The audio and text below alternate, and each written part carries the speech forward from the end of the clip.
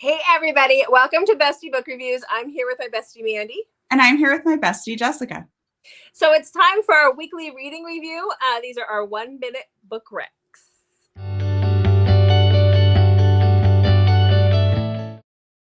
Okay.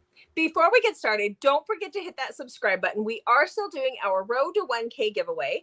And Mandy, fill them in on that one. Yes, so we have a swag bag here with some books and some swag. Check our page for our announcement on what exactly is in this bag that you could win just by subscribing to our channel. Get an extra entry by subscribing to us on Instagram. And we will be doing that drawing when we reach 500 subscribers. Yep, and our Instagram is linked below. Okay, so tell me how your reading week was, Mandy. I was super busy, so I didn't read. I know that you actually read, though. It was the last week of school for Mandy, so she had to get everything together and get the kids out the door. I read 5 books. They were 4 stars or 4.5 stars. So just great books. Nothing that like really stood out and nothing that was awful. Okay, so I read 9 books. Of course I did. And I didn't realize it was a competition this week. Okay, so you always compete. Not intentionally. Yes, you do. We were never this competitive before. Anyhow, I read 9 books this week, and I actually had, I think, 2 5 stars in there, and like 2 of them were rereads for me because I needed a palette cleanser. It was dark. There were some dark. I have a lot of dark lately if you guys have followed us. So yeah. Okay, so let's talk about my first book. I'll do a couple extra at the end. We'll just do that. Okay, ready? You have my timer going? Yes. You're so good about that. Okay, so I did a reread of the Golden Dynasty. If you've been on our channel at any point in time, you know this is one of my top books that I reread like 4 times throughout the year. So this is about Cersei and Dax Lawn. So Cersei is from our world, and she gets transported into this alternate dimension. And when she gets there, it's full-on Game of Thrones, Dany and Drogo situation. She's like in this holding pen, and these guys are, these warrior horse people, and she gets taken as the bride to Dax Lawn, and she has to figure out how to make that work, how to get home. It's a completely different culture, completely different things that are going on. It is one of my all-time favorite books. I absolutely love it. I can reread it obviously over and over and over again, and that's what I do. So you guys have probably heard me talk about this before, so I'm not going to spend a ton of time on this one. So that is the Golden Dynasty, always 5 stars. I'd give it more if I could.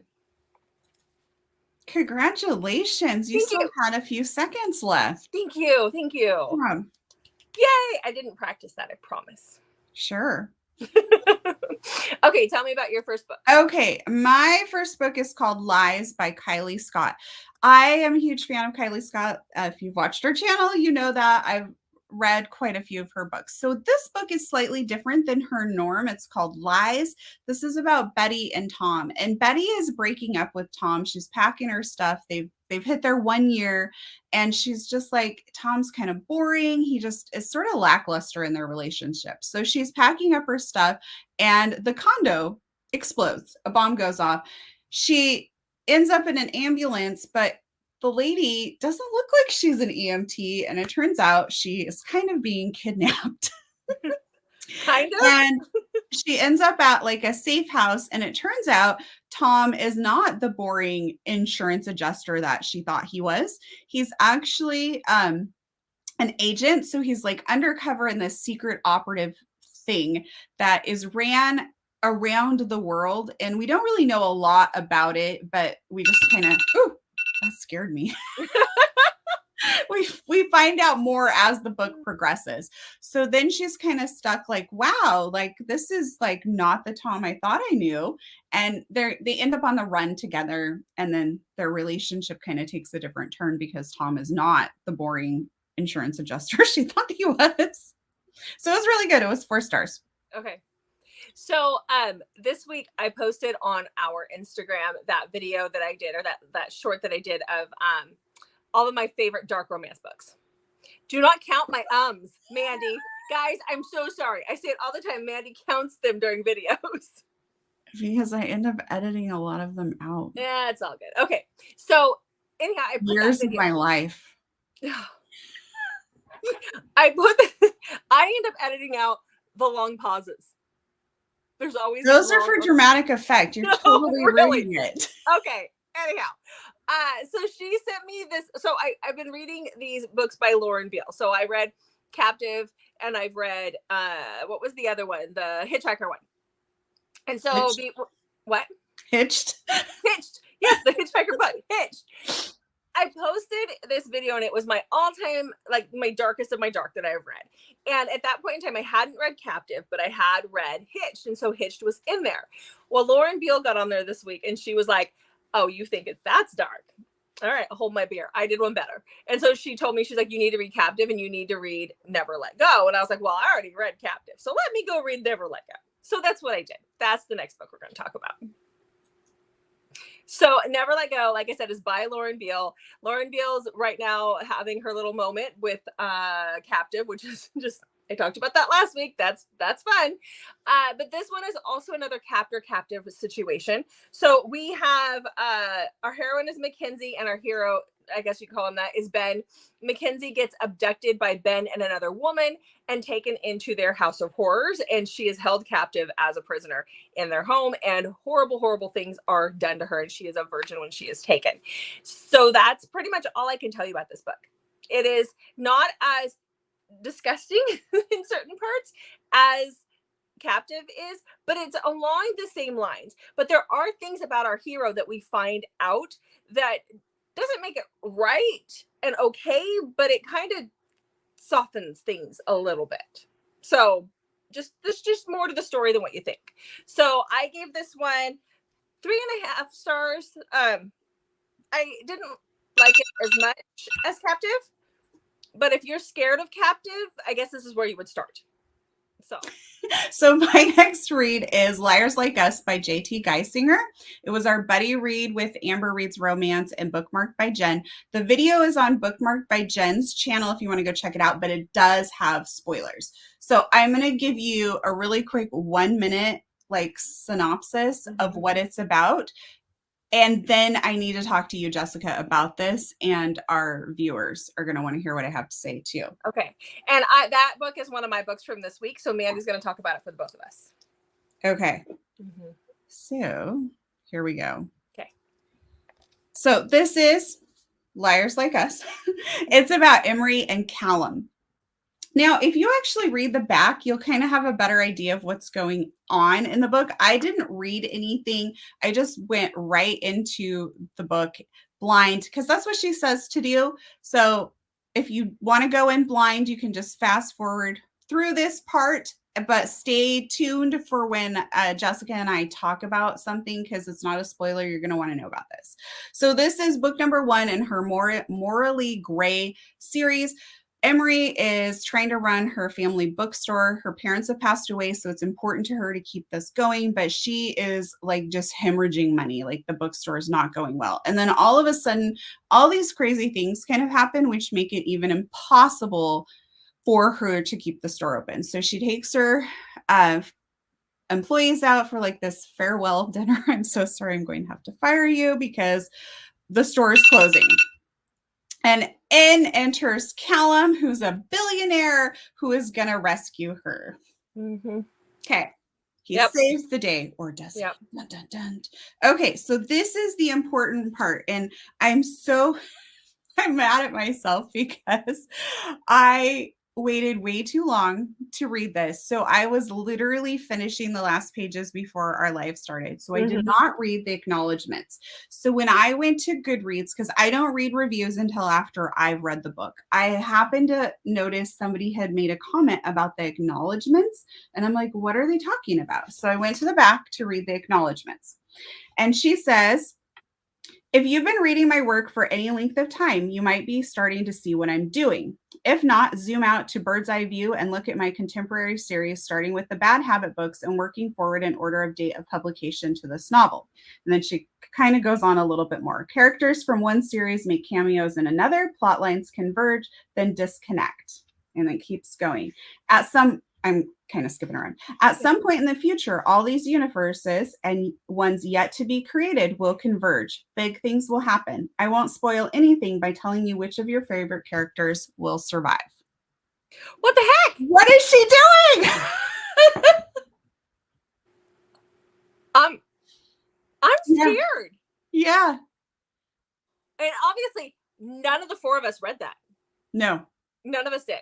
I wish I would have. I wish one of us would have to bring that up because. Yeah.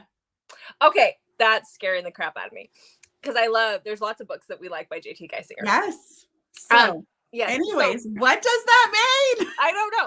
Okay, so what did you give this book? I rated it 4.5 stars. But like I said, while we were talking, this is why I don't read reviews, because I can be easily swayed. As we were all talking as a group, I think you and Amber were kind of more on the same page where you rated it. And then Jen and I were kind of more on the same page.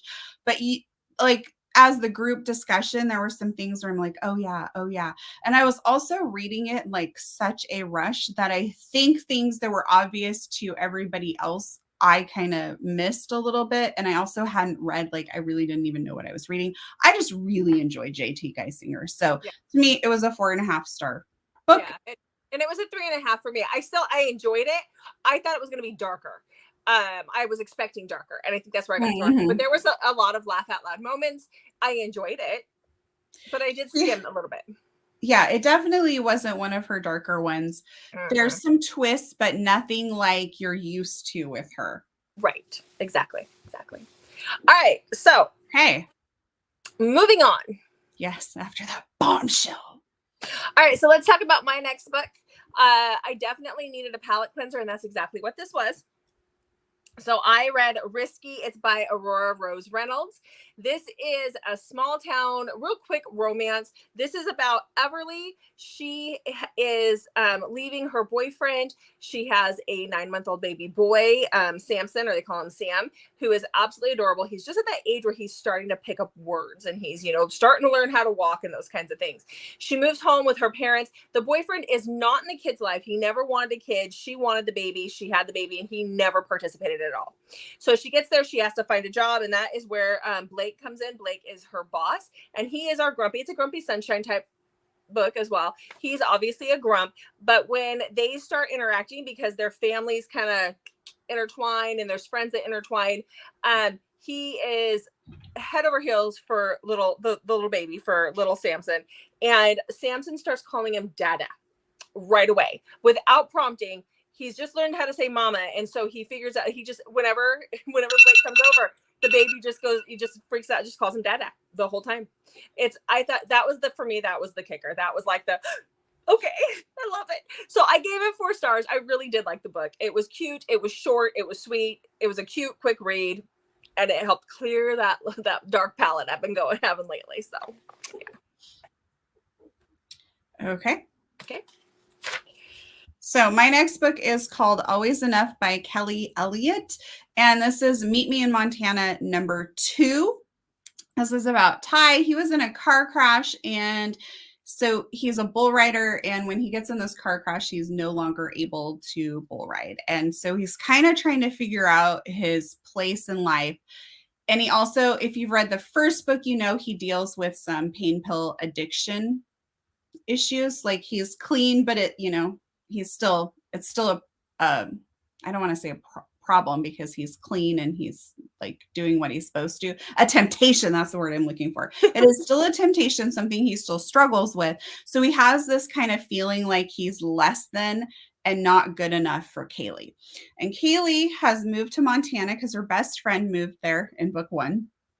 And she's now there because she just kind of wanted a clean start, because her fiance committed suicide 2 years ago. And so she's still kind of struggling with what happened there, because there was just an I'm sorry note. So she doesn't really feel like she got the closure. So they're both kind of broken and not really healed yet. And so this is kind of their story. I really loved it. I rated it 4 stars. I saw some reviews where people complained about her being a really weak heroine and him being a man whore, which I didn't really get that vibe from him. He doesn't do it. That's not, I didn't get that. He may have been previously, but during his time of knowing her, he's not. So I was a little confused by that.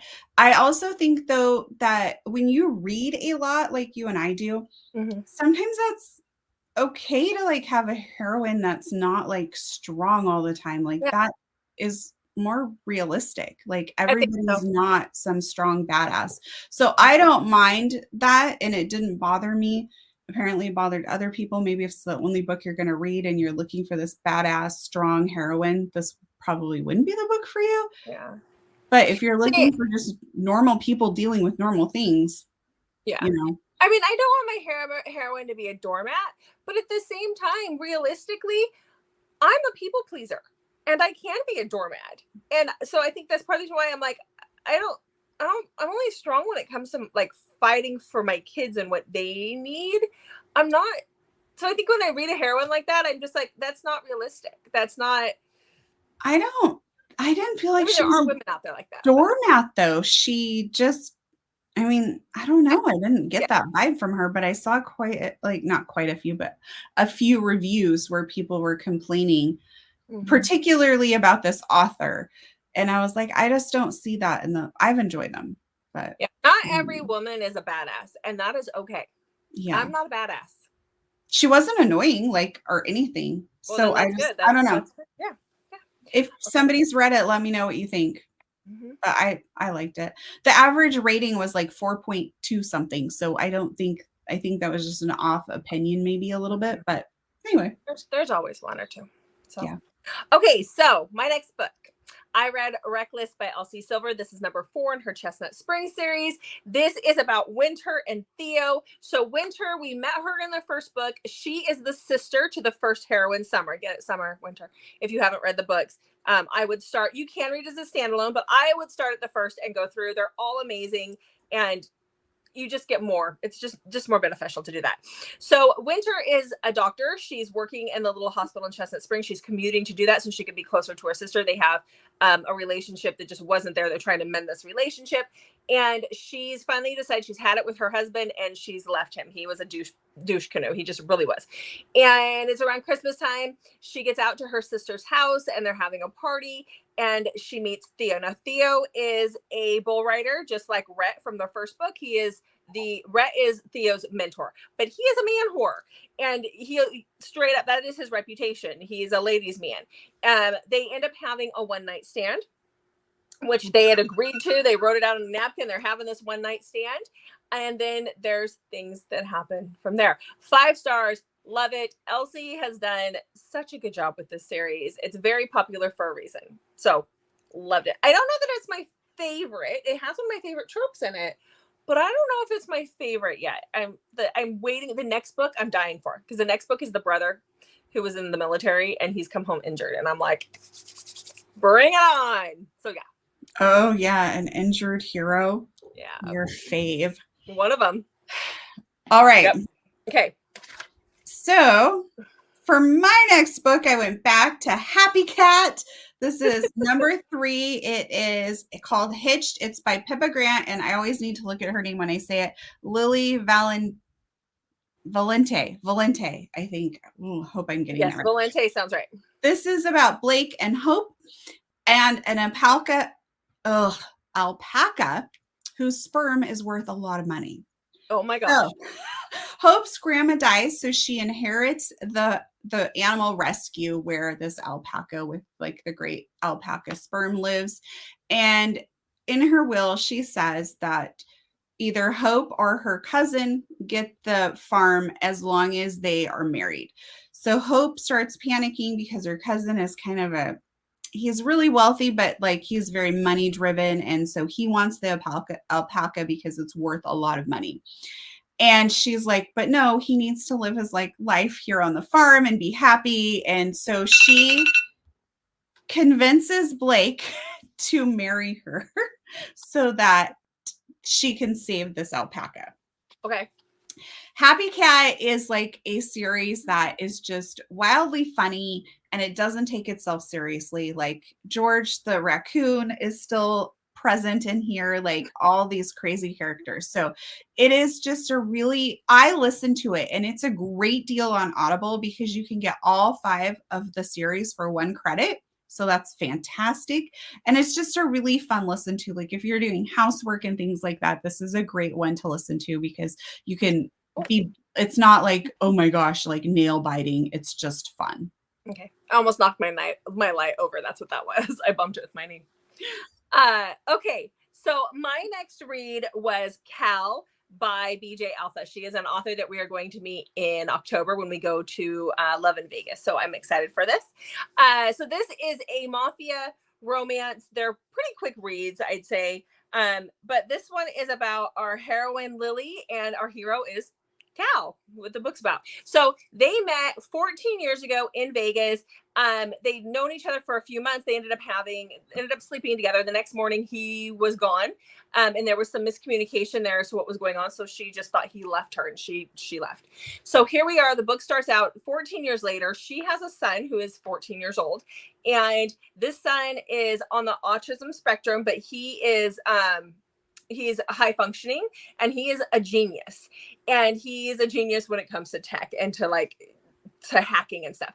They're in trouble. They're running from the cartel. And so he's figured out who his dad is. And he knows that since they're in the Irish mafia, they will protect him. And so he does something to get them to come back. And this kid is a little shit. And he's referred to as that throughout the book. He stole the show for me. This kid was friggin' awesome. But his dynamic with his parents and with his mom, and she'd been doing it on her own for so long. Loved it. I mean, it was a 4-star read. I want to continue on. I've heard a lot of things about the rest of the books, so I want to continue on with them. But this kid, he was friggin' adorable. So yeah.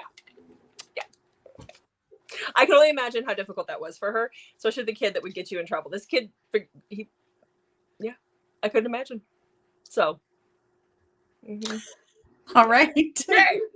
Okay, my next book is Twisted Emotions by Cora Riley. It's number 2 in the Kimura Chronicles. This is about Nino and Kiara. And for a Cora Riley Mafia book, Jessica, don't hurt me, this was kind of anticlimactic on the Mafia side. There's another book. I know. So it is definitely like what happened at the end of book 1. Book 2 is kind of gearing up for how they're going to deal with that. So definitely, I've already started book 3, so I know that the mafia aspect is definitely coming back into play more. So just on that part, it's just a little more anticlimactic. So what you're getting here is a very deep love story. It's a slow burn, but it's a tale of healing. And I can't really say what anybody's healing from because that's like a focus of the book and I don't want to give anything away. But it was a fantastic love story of 2 very broken people who aren't really sure how to proceed.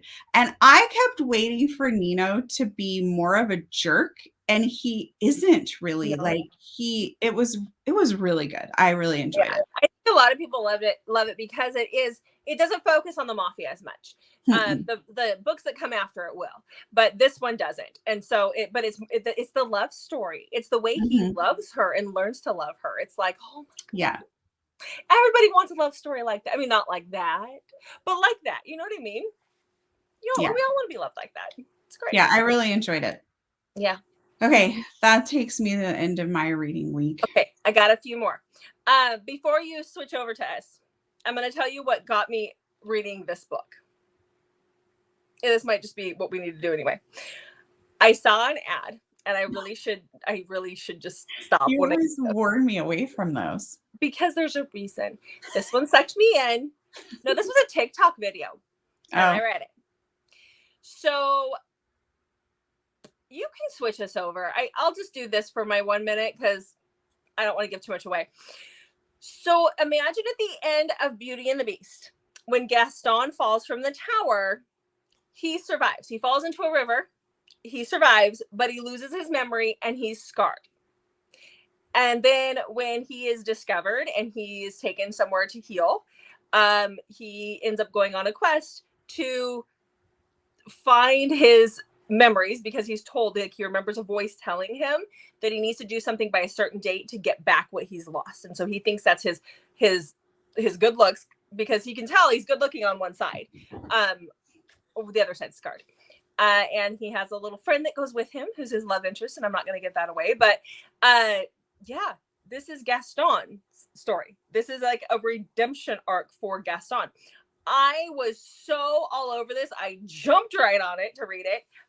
It is fantasy. We do get some like fantasy elements to it. I gave it 3 3.75 stars. It wasn't quite a 4. There were a few times where I was like, I was expecting a little bit more, but there were funny moments in this book where, like, you know, in the movie, you know, Gaston doesn't read and he's like, why would you read? Like, those things come up. He brings this person along to read the map for him.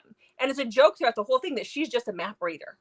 And she will call him names like Brute and all these things. And it's a turn on for him. He's like, oh yeah, call me that one that I really like. And I can't remember what it was, but there were some pretty cute, funny elements. And even though he's lost his memories, he still maintains some of that arrogant swagger. And he knows, but I mean, it was good. Go read, especially if you like fantasy. You'll probably like this a little bit more than I did, but yeah. Yeah. Right. So it's called The Book of G. Sorry, I didn't even say who it was. It's by Lily Archer. I was like, jumped right into it. So it's The Book of G by Lily Archer. Okay. All right. Are we ready for your next one? Yeah, this one's probably going to be pretty quick too. Okay. Needing just another comfort read, I went and read Lawrence Barbarian by Ruby Dixon. This one is a reread for me. This is the first book in her Ice Home series, which is her spinoff from the Ice Planet Barbarian. So for those who have not read this, eventually another chunk of girls comes. I mean, it is what it is for the 5 people who have not read this series. But this is Lauren, and there's an incident that occurs when they're taking apart the spaceship that they arrived in so that they could scrap it because they're afraid other bad aliens are going to come find them. And she ends up getting, like, they're at the ocean. She ends up kind of getting washed away in this craft and washing up on the shores of a tropical island where she will meet her big blue dude. So this is Lauren and Cathar's story. The guy's got 4 arms, people. 4 arms. And that's where we go with that one. Again, I love the Ice Planet Barbarians. I love that whole series. They're very much palate cleansers for me. And I go back to them quite often when I just need a comfort read. And that's what that is. All right, Mandy, are you ready for this? Yes. My last book of the week. Be so excited for me. You have to be so excited for me. I'm so excited for you. You don't look so excited for me. I'm sorry. So, I'm ready. Okay. So my last book is the newest release by Grace McGinty. This is called Pay Per Heart. Like Pay Per Heart. I'm so glad I set the timer. I know. It's good. So this is reverse harem. Grace McGinty. I like reverse harem if they're done right, because I get confused very easily about who's who. Grace McGinty does reverse harem right. So this is about our heroine, Blake. She has moved to LA from Georgia, and she's going to go to an art school there. She's a graphic design artist, and she's going to go to school there. She gets there and goes to this hot dog stand where she meets Heinrich. We call him Henny. And he's like, oh yeah, the school's there. There's no school there. She's been scammed. And so she sent all of her money. She left, broke up with her boyfriend, and moved out to LA. She finds an ad in the paper for these 3 guys who need a graphic designer to work on their websites. Come to find out, they work for ClickHeart, which is a porn site. And so they have their own videos out. And so one of them, Everett, he cooks in the nude. That's his platform. The other one does pottery in the nude. That's his platform. And the other one just strokes big things. And so this is their story. They think that she's a guy because her name is Blake, and they want to hire a guy, but she's really good at what she does. And she's like, you can't discriminate me against me because I'm a guy. So this is their story. 5 stars. I love Grace McGinty. I was laughing. I was sending you highlights from it. Like, this was funny. I tell you guys all the time how funny she is. I was highlighting every which way. I don't annotate books, but I ordered this one so that I can annotate it because it's just that funny. And the one-liners she comes up with are amazing. So, yeah. All right, guys. So those are our don't laugh. Those are our reads for today, for this week. Your Make turn. sure to check back on Mondays, Thursdays, and Saturdays for new videos from us hit that subscribe button and like us and follow us over on Instagram as well. Thanks for watching, guys, and we'll see you in the next video.